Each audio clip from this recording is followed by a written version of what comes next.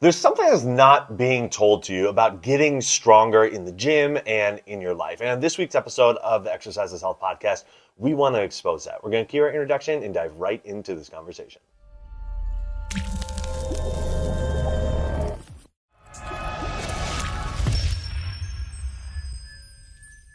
Hey, welcome back, everybody, to the Exercise is Health podcast, brought to you by Muscle Activation Schaumburg. We're your hosts, Charlie. And Julie. And today we're discussing a topic that is common on this podcast, which is talking about building your strength, but addressing an aspect of increasing your strength that goes unspoken in the regular fitness industry, among general casual exercisers, and unfortunately, because this is unspoken and unknown by many people, it makes people feel like they're not doing a good job. It makes people feel like they're not doing the right things.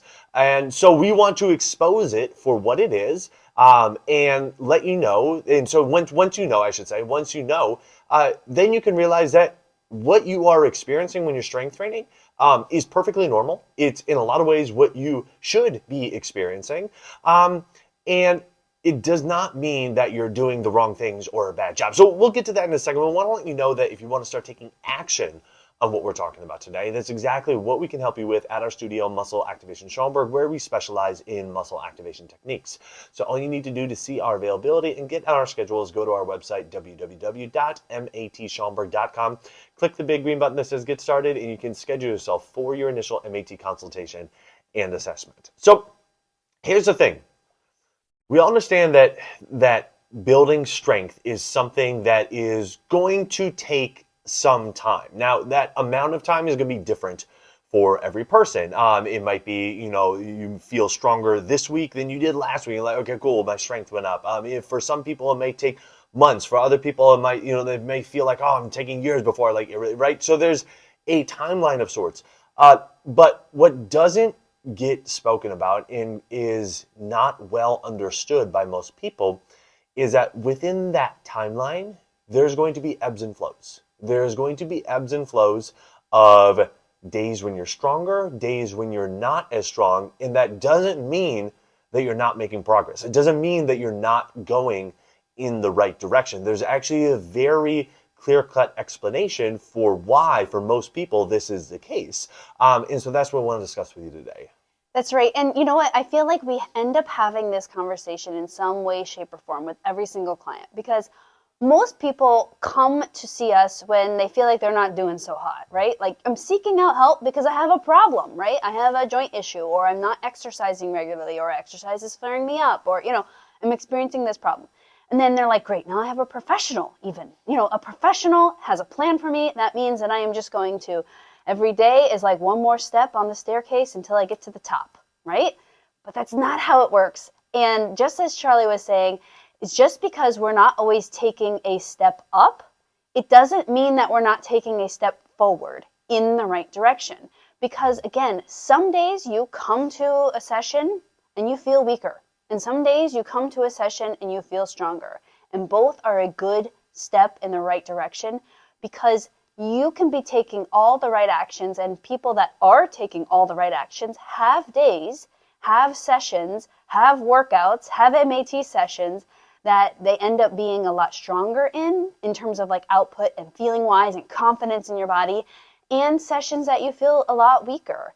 And this is completely normal and expected for anyone that is living in a human body, because we are human systems and we go through ebbs and flows in our life. And sometimes we have like a really clear reason in our heads of why this happened. For example, you got ill, and so your body feels a lot weaker, or you have an allergy flare-up, or you ate really poorly one day, or you ate something you're really sensitive to, and it like makes sense. You're like, oh yeah, like of course I feel funky.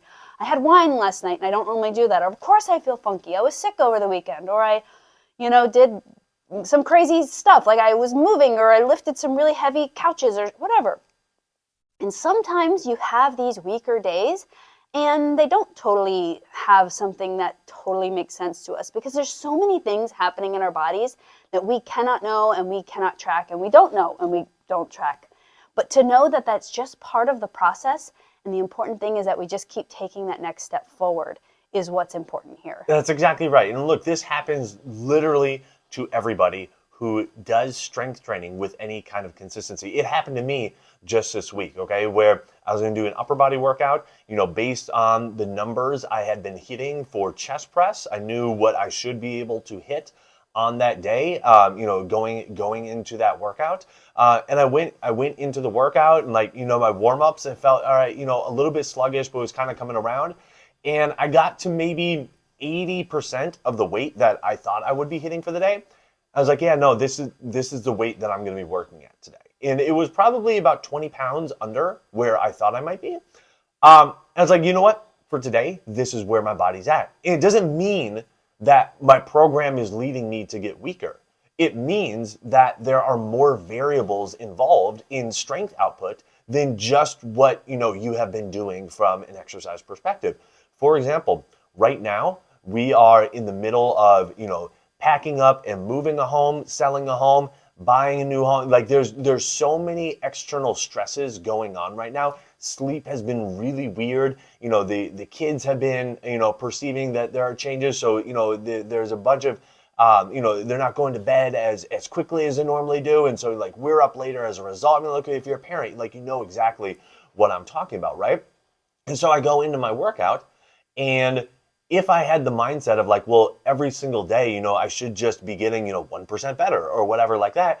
So yeah, it's not going to happen like that, because there, like you're saying, Julie, there are so many other variables at play, and especially from a strength output, one of the biggest variables is the state of your nervous system.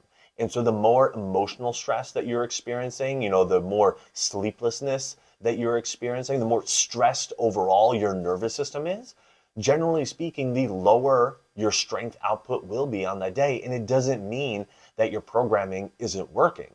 It just means that your nervous system is not able to, at that moment, recruit as many muscle fibers or recruit as large of muscle fibers as you would predicted it would have been because of these other external stresses. And that's exactly what I've been experiencing lately in my workouts because of all this other stuff that we have going on. And so, again, you don't take a negative feel towards it. It's just all right, this comes with the process of getting stronger.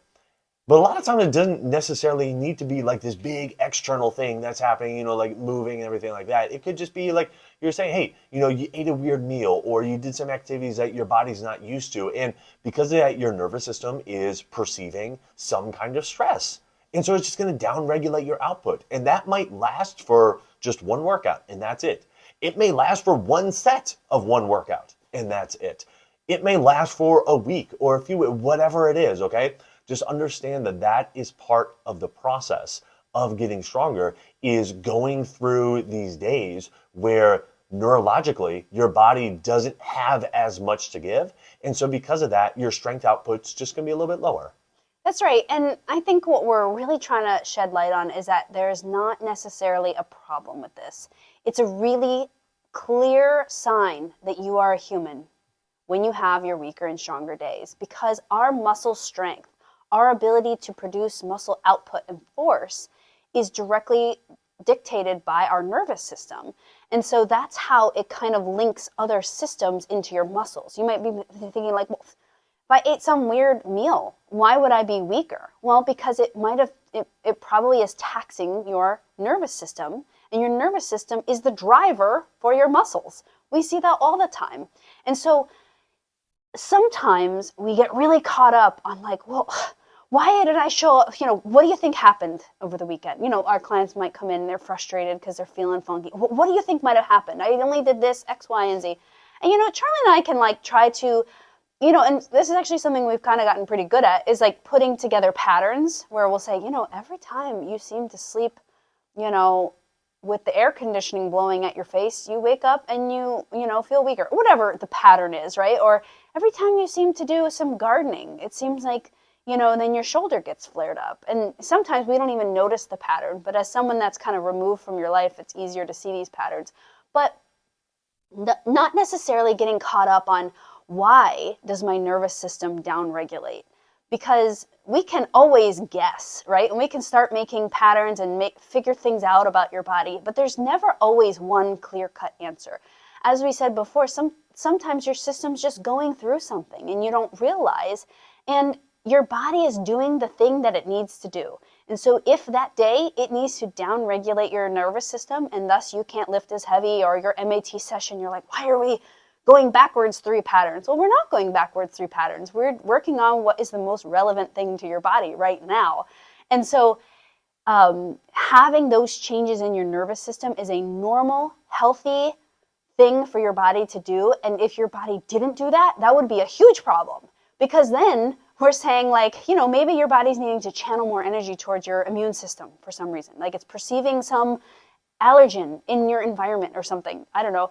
And then you're saying, well, why am I weaker in the gym? It's like, well, because your body, for good reasons, is having to channel more energy and more nervous system drive to your immune system right now. And that's okay. We want your body to be this flexible thing.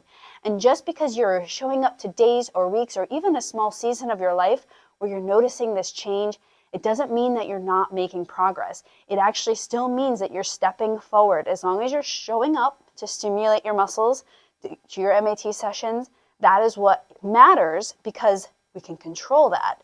But we can't control what your nervous system completely is putting its energy towards, because it is going to know best where the energy needs to go. That's exactly right. So what can you do about this? Well, number one, understand that this is a normal part of the process. In fact, if you strength train long enough, you will run into days like that. It's completely normal. It does not mean that anything's wrong. Number two, stay consistent with what you're doing, okay? It doesn't necessarily mean that you need to take days off, or you need to scrap your plan, or, you know, start over from scratch, whatever, okay? Just stay the course, stay consistent with what you're doing, and you will work out of this funk.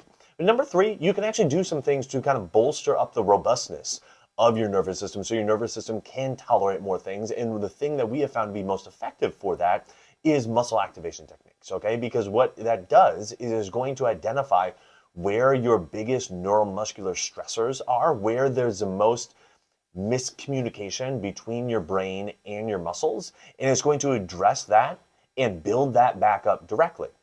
And in doing so, like Julie was saying, like, you know, if your nervous system is directing more energy towards, you know, this area of your body, you know, this system of your body or whatever, it will help bring more balance to your entire system and help, again, just your nervous system overall function better. We see time and time again, people go from a very stressed out, what we call like a sympathetic fight or flight state, into a much more relaxed rest or digest state, parasympathetic state, measurably by tracking their heart rate variability before and after their sessions. Or if they have, you know, a ring that, you know, tracks it during the night or whatever, report, okay, yeah, like my HRV, my body's ability to recover, my body's ability to rest and digest, it went way up. And so that's all a marker of like, okay, your nervous system is doing better now. Now your nervous system can start to handle more.